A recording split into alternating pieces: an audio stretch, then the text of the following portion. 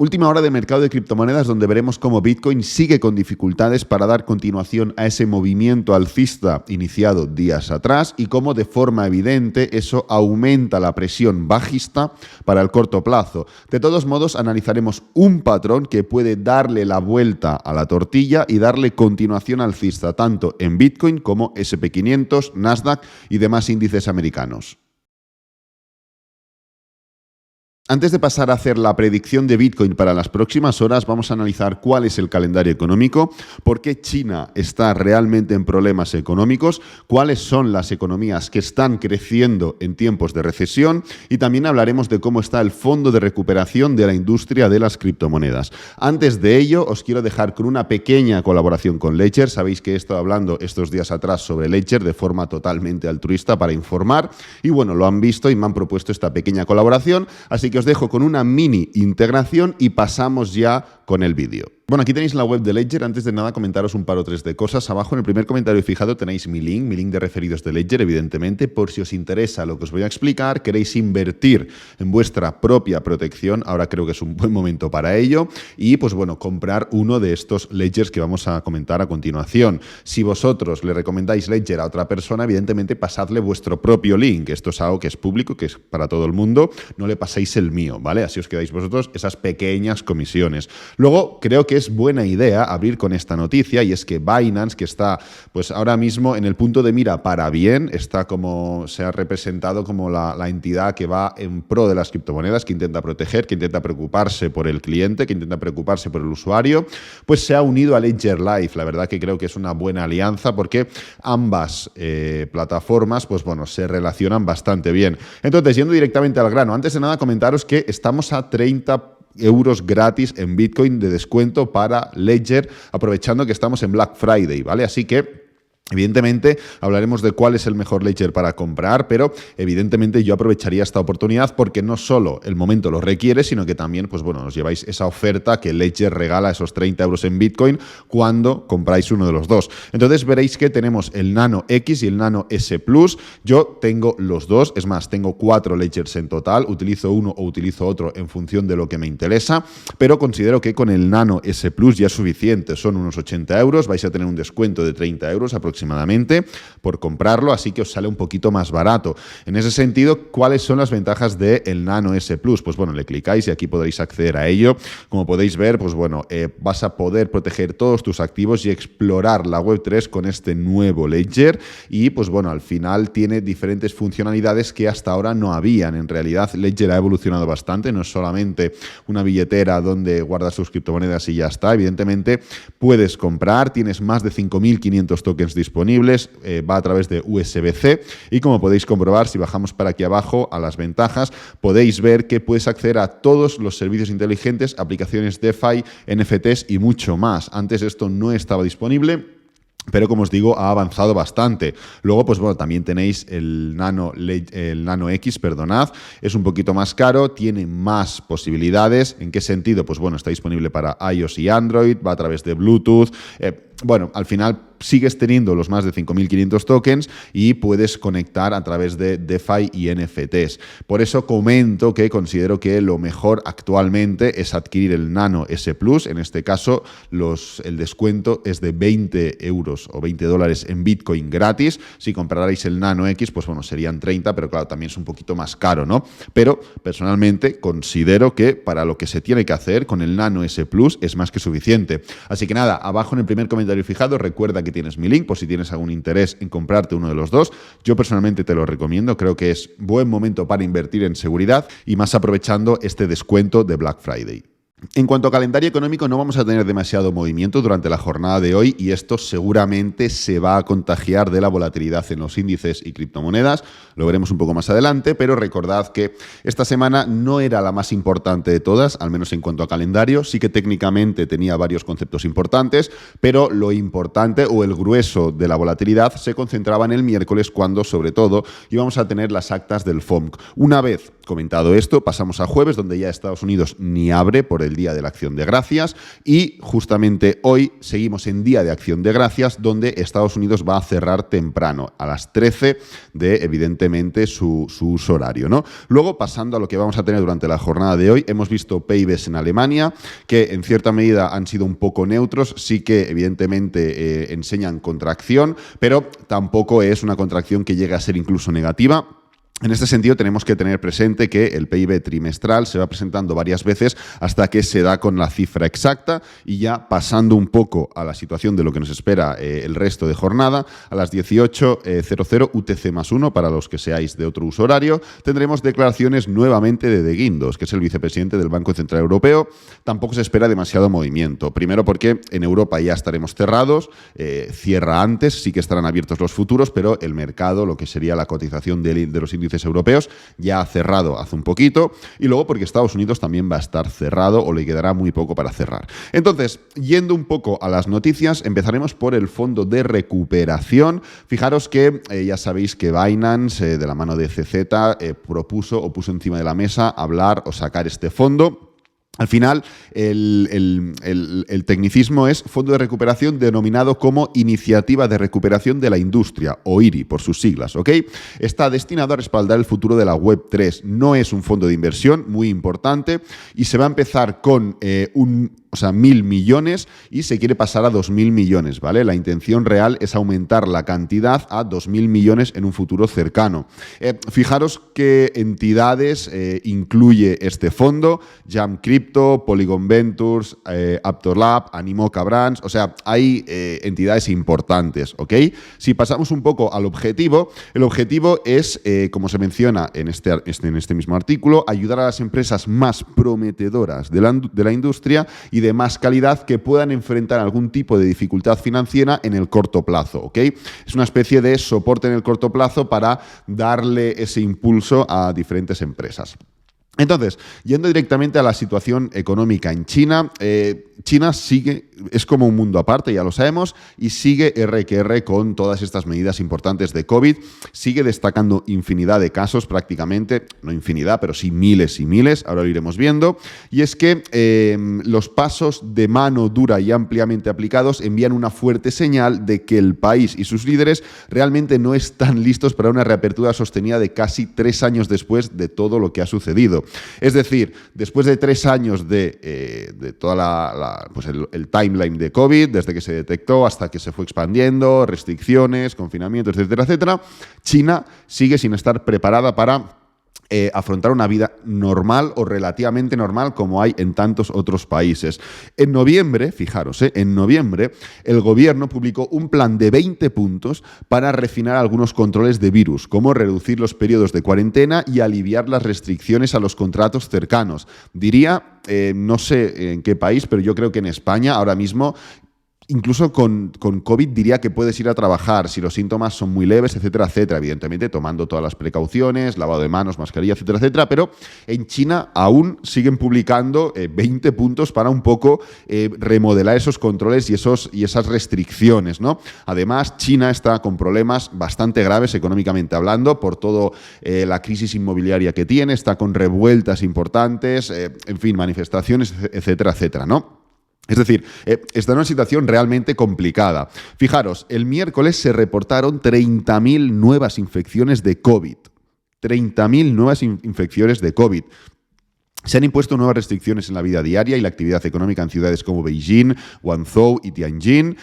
No voy a decir la última porque evidentemente no me quiero complicar la vida, pero esta última, una ciudad de casi 11 millones de habitantes al suroeste de la capital, intentó suavizar algunas medidas de control, pero revirtió el rumbo unos días después porque le aumentaron los casos. O sea, realmente tienen problemas importantes. Más de 80 ciudades están luchando contra altos niveles de infección y evidentemente las señales económicas ya apuntaban a una desaceleración del crecimiento antes de estas últimas restricciones, pero todo esto sigue atrasando, algo inevitable. Yo considero que esto está un poco buscado, sinceramente, llamadme loco, pero yo considero que esto China lo está un poco manipulando de manera,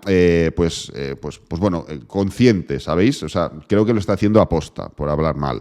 Pero bueno, así es como está China. Y pasamos de una localidad que está mal, como la mayoría del mundo, a localidades que están bien. Y es que hay localidades como, por ejemplo, Georgia, que siguen creciendo económicamente hablando. El FMI, Fondo Monetario Internacional, aumentó su previsión de crecimiento para Georgia en 2022 al 10%, mientras que se prevé que las economías de Armenia y Turquía crezcan un 11 y un 5% respectivamente. Es decir, no todo el mundo está en problemas importantes. Sí que es verdad que evidentemente no estamos en una situación idílica, ni mucho menos, pero hay economías, hay países que crecen y se les aumenta para bien esas previsiones. Entonces, yendo directamente al grano, a ver, técnicamente Bitcoin debería subir. ¿Por qué debería subir? Pues bueno, porque venimos de una formación de doble suelo. Fijaros, aquí tenemos el doble suelo con la zona. Venimos de divergencias, en este caso MACD, pero en RSI y en múltiples temporalidades también las incluimos. Y venimos de hacer una clara envolvente alcista. Entonces, se forman 3 puntos, 3 factores que te dicen que lo más probable es que Bitcoin deba continuar con este movimiento alcista. Esto no implica esto. Implica, pues, dar un desahogo de esta situación crítica en la que ya nos habíamos vuelto a plantar en los mínimos de todo este mercado bajista en el que nos encontramos. ¿Qué es lo que sucede? Sucede que se está detectando un freno. Justamente ayer ya avisamos que se estaba formando un patrón de freno y es un patrón que no es positivo porque tú, después de formar todo esto que hemos hablado en gráfico diario, no tienes ninguna necesidad, técnicamente hablando, de ponerte a frenar. Y ya hablamos ayer que lo más probable es que viéramos este movimiento bajista, ¿vale? Claro, esto evidentemente significa un frenazo, un gatillazo, hablando mal, perdonadme la expresión, a esta formación de doble suelo, envolvente divergencia, impulso alcista. Impulso alcista que evidentemente sigue conformándose dentro de las limitaciones de este rango, pero es una posibilidad y es un desahogo, como digo, de todo este movimiento y de toda esta caída anterior, ¿no? Claro. Además de esta desaceleración propia que estamos viendo en Bitcoin, hay que añadirle la problemática de que en Estados Unidos, justamente ayer, día jueves, y justamente hoy, hemos tenido cierres por vacaciones, cierres por festivos, y esto pues directamente implicó que el precio de Bitcoin formara una desaceleración y el día de hoy, pues de momento, está negativo, ¿no? Pero podéis comprobar perfectamente cómo el volumen es decreciente en todos los puntos, ¿no? Claro, esto, evidentemente, lo que hace es exagerar que todo este movimiento de freno anteriormente hablado pueda implicar una nueva caída o una nueva formación bajista, ¿vale? Entonces, técnicamente, la situación que estamos viendo, esta especie de desaceleración, esta especie de falta de dirección, ya os anticipo que seguramente la jornada de hoy, la de mañana y la de pasado, serán bastante planas, ¿vale? Pero esto lo puedes ver de 2 formas. Técnicamente, como lo que es, y es que el precio después de un doble suelo no es capaz de dar respuesta a lo que representa que debería hacer, con lo cual lo más probable es que vayamos para abajo, o lo puedes ver de la siguiente forma: aguantamos y hacemos tiempo hasta que pueda venir alguna noticia positiva y que repunte este movimiento. Claro, este segundo punto realmente es algo, ambicioso, porque estamos en un mercado bajista y lo más probable es que evidentemente sigan saliendo noticias negativas, ¿no? Más o menos graves, pero sigan saliendo. Igualmente, tenemos un patrón. Tenemos un patrón que puede ayudarnos o que nos puede facilitar ese movimiento y desarrollar esa tendencia alcista, como digo, siempre entendiéndola dentro de estas limitaciones del rango, ¿vale? ¿Y cuál es el patrón? Os preguntaréis. El patrón es este de aquí. Fijaros, lo tenemos en Nasdaq, lo tenemos en Estados Unidos. Ya de entrada, comentaros, el día de ayer en Estados Unidos, pese a que estuvo cerrado, esto es el futuro del Nasdaq. Ayer, evidentemente, no se cotizó en el índice normal, pero en los futuros sí, ¿no? Pues podéis comprobar cómo la vela de Bitcoin fue bastante neutra, fue una especie de doji, y en cambio en Nasdaq fue una vela verde.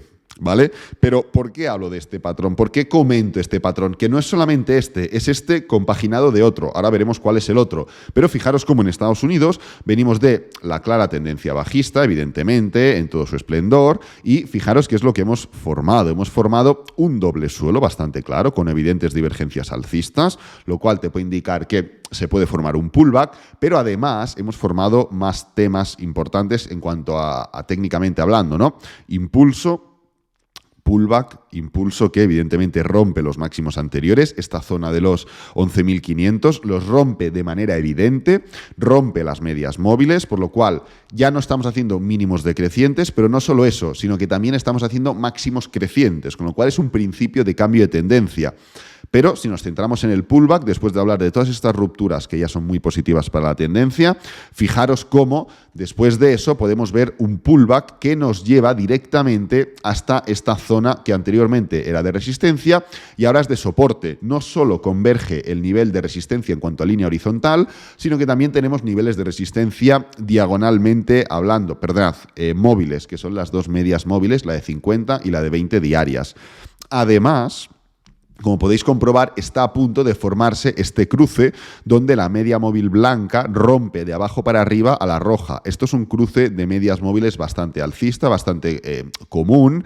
Es que la de 20 rompa a la de 50. Y esto indica un patrón de movimiento alcista, ¿vale? Evidentemente, esto no es un salvavidas y esto no tiene por qué significar la panacea del movimiento alcista, porque, como podéis comprobar, estamos experimentando dificultades claras justamente a la hora de romper el máximo anterior. Y esto es un movimiento de debilidad. Entonces, si Estados Unidos hoy es capaz de no perder demasiado fuelle y aguantamos todo el fin de semana, que evidentemente va a estar cerrada la bolsa y abrimos el lunes bien, esto podría dar continuación sin ningún problema y podría significar que pese a que Bitcoin esté mostrando realmente debilidades técnicas, pueda desahogar un poquito más e ir a por la parte superior del rango del que hemos hablado, ¿vale?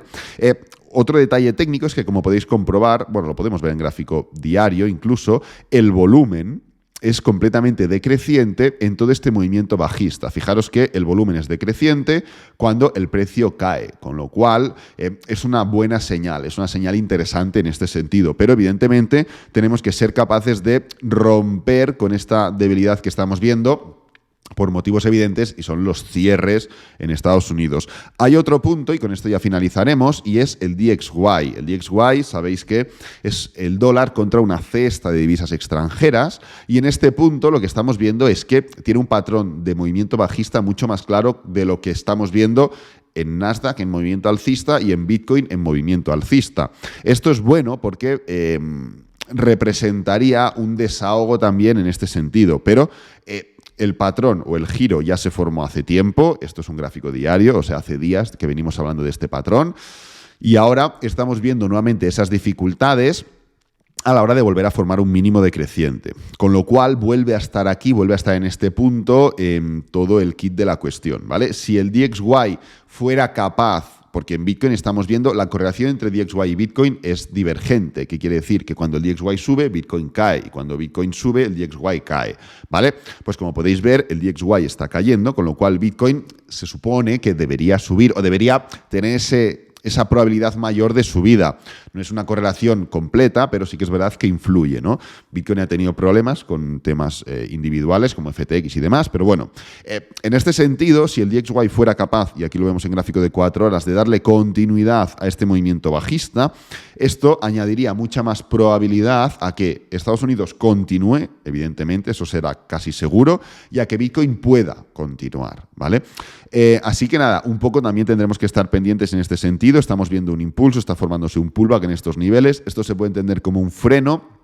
Deberíamos estar, pues bueno, pendientes a otras temporalidades, etcétera, etcétera, rupturas de estos niveles. Fijaros que aquí tenemos esta zona importante. Evidentemente, si el DXY fuera capaz de romper estos niveles y el día, la jornada de hoy, la acabe alcista, sí que es verdad que esto sería un problema porque sería un patrón de freno en un mínimo anterior con claras divergencias alcistas, con lo cual podríamos darle continuidad a este movimiento alcista en el DXY y con lo cual, evidentemente, saldríamos en cuanto a las probabilidades técnicas técnicas de Bitcoin, que son, como he comentado, de dar ese movimiento bajista, ¿ok?